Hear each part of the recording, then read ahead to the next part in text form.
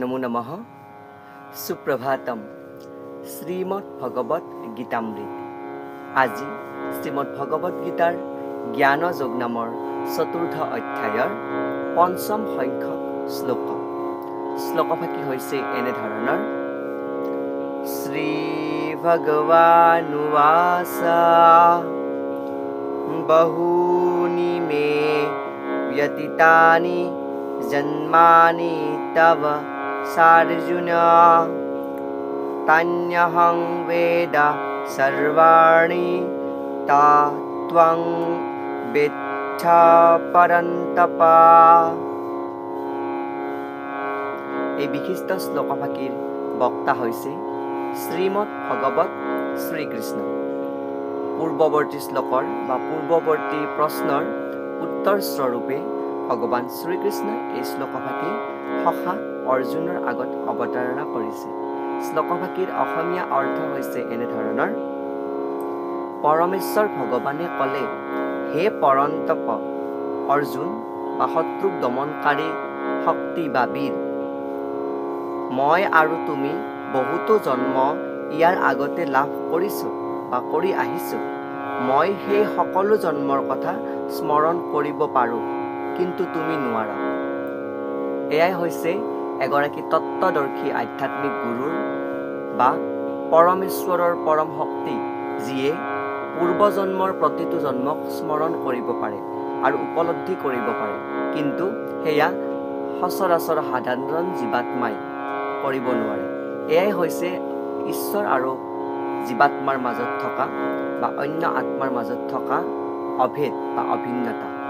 ইয়াতে উল্লেখ কৰিছে যে ব্ৰহ্ম সংহিতাৰ পঞ্চম অধ্যায়ৰ 33 নম্বৰ শ্লোকত অদ্বৈতম অচ্যুতম অনাদিম অনন্তৰূপম আদ্যং পুৰাণ পুৰুষং নৱযৌৱনং চ বেদেষু দুৰ্লভম অদুৰ্লভম আত্মভক্তৌ গোবিন্দম আদিপুৰুষং তম অহং ভজামি। অৰ্থাৎ মই পৰম পুৰুষ ভগৱান আদি পুৰুষ গোবিন্দক অৰ্থাৎ কৃষ্ণক ভজন কৰোঁ। তেওঁৱেই আদি পুৰুষ, তেওঁৱেই পৰম অচ্যুত আৰু অনাদি। যদিও তেওঁ অনন্তৰ ৰূপৰ দ্বাৰা পৰিব্যাপ্ত, তথাপি তেওঁৱেই আদি আৰু পুৰাতন পুৰুষ আৰু সদায়ে নৱযৌৱন সম্পন্না। শ্ৰেষ্ঠ বেদজ্ঞ পণ্ডিতসকলৰ বাবে ভগৱানৰ এই সচ্চিদানন্দ ৰূপ দুৰ্লভ, যি আমাৰ কাৰণে অমূল্য সম্পদ সদৃশ। কিন্তু শুদ্ধ ভক্তসকলৰ বাবে তেওঁৰ ৰূপৰ সদায়ে প্ৰকাশমান স্বৰূপ। তাৰ পৰিৱৰ্তে এনেধৰণৰ আকৌ এটি শ্লোক ব্ৰহ্ম সংহিতাৰ পঞ্চম অধ্যায়ৰে 39 সংখ্যক শ্লোকত উল্লেখ কৰিছে যে ৰামাদি মূৰ্তিষু কলানিয়মেন তিষ্ঠন নানাৱতাৰম অকৰোত ভুৱনেষু কিন্তু কৃষ্ণঃ স্বয়ং সমভৱৎ পৰমঃ পুমান য়ো গোবিন্দম আদি পুৰুষং তম অহং ভজামি। অৰ্থাৎ মই পৰম পুৰুষ ভগৱান আদি পুৰুষ গোবিন্দক কৃষ্ণক ভজন কৰোঁ। তেওঁৱেই ৰামচন্দ্ৰ, শ্ৰী নৃসিংহ আদি ৰূপেৰে বহুতো কলা অৱতাৰ গ্ৰহণ কৰিছিল, কিন্তু শ্ৰীকৃষ্ণই হ'ল এই সকলো অৱতাৰৰে আদি ৰূপ আৰু সেই মূল কৃষ্ণৰ ৰূপটো তেওঁ অৱতাৰ গ্ৰহণ কৰে। অৰ্থাৎ সেই মূল ৰূপটোৰ পৰাই যি ভগৱান শ্ৰীকৃষ্ণ বা বিষ্ণুৰ মুখ্য ৰূপ, সেই ৰূপৰ পৰা 10 অৱতাৰকে আদি কৰি নানা অৱতাৰ তেওঁ যুগে যুগে ধাৰণ কৰে বুলি ইয়াতে উল্লেখ কৰিছে। আৰু ইয়াতে উল্লেখ কৰিছে যে বেদেষু দুৰ্লভম অদুৰ্লভম আত্মভক্ত। অৰ্থাৎ অৱতাৰ কৃষ্ণৰ যি ৰূপ শুদ্ধ একনিষ্ঠ ভক্তইহে বুজিব পাৰে, কিন্তু কেৱল বেদৰ অধ্যয়নৰ দ্বাৰাই সেই তত্ত্ব পাব নোৱাৰি।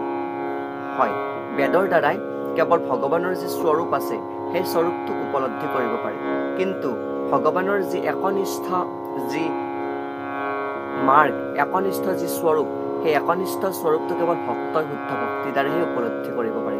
তাক বেদ অধ্যয়ন কৰিলে সম্পূৰ্ণ হৈ নপৰে। এতে উল্লেখ কৰিছে যে বেদতো কোৱা আছে যে ভগৱান যদিও এক আৰু অদ্বিতীয়, তথাপিও তেওঁ নানাভাৱে অসংখ্য ৰূপ প্ৰকাশ পায়। তেওঁ বৈদুৰ্যমণিৰ দৰে বৈদুৰ্যমণিয়ে নানান ধৰণৰ বৰণ সলায়, কিন্তু মূলতঃ মণি একেই থাকে। সেই বিভিন্ন অৱতাৰৰ মূল কৃষ্ণ এজন শুদ্ধ একনিষ্ঠ ভক্তহে উপলব্ধি কৰিব পাৰে।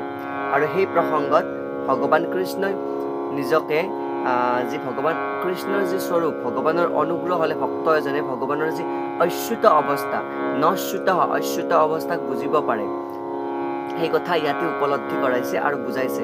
আৰু ভগৱানৰ যি চিন্ময় ৰূপ, এই অৰ্থত উল্লেখ কৰিছে যি অদ্বৈত, তাৰ অৰ্থ এই তেওঁৰ যি দেহৰ যি সম্পৰ্ক, তেওঁ দেহৰ মাজত থকা কি যি পাৰ্থক্য, সেই কোনো পাৰ্থক্য নাথাকে, সেই অভিন্ন অদ্বৈত স্বৰূপ যি চিন্ময় সদৃশ। আনহাতে বদ্ধ জীৱৰ যি আত্মাটো, জীৱৰ দেহতেই বেলেগ বেলেগ বস্তুৰ লগত সম্পৰ্কিত হৈ থাকে। যিহেতু ভগৱানৰ দেহ আৰু আত্মাৰ কোনো ভেদ নাই, সেইবাবেই তেওঁ পাৰ্থিৱ স্তৰলৈ নামি আহি অৱতাৰ গ্ৰহণ কৰিব পাৰে। আৰু জীৱৰ লগত তেওঁৰ এটা পাৰ্থক্য থাকি যায়, সেয়াই হৈছে এই অভিন্ন আৰু চিত্ত যি চিন্ময় স্বৰূপ আৰু যি অদ্বৈত স্বৰূপ ভগৱানৰ, সেই স্বৰূপৰ মাজত থকা আৰু জীৱাত্মাৰ মাজত থকা পাৰ্থক্য। অসুৰবিলাকে ভগৱানৰ এই ভাৱনাতীত ৰূপটো মানি ল'ব নোৱাৰে।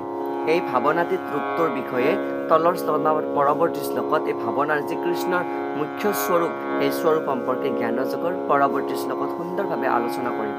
আৰু ইয়াতে কিছুমান বিশিষ্ট শব্দৰ প্ৰয়োগ কৰিছে। সেই প্ৰয়োগ কৰা শব্দসমূহৰ বিষয়ে মই ইয়াতে শ্লোকৰ ব্যাখ্যাৰ মাজতে উল্লেখ কৰিলোঁ, যি হৈছে অচ্যুত, অনন্ত, অনাদি, তাৰপিছত অদ্বৈত, চিন্ময় স্বৰূপ, সেয়া সকলো ভগৱানৰ স্বৰূপৰ পৰিপূৰক। এয়াই উক্ত বিশিষ্ট শ্লোকভাগীৰ সৰল গুণাৰ্থ। ধন্যবাদ।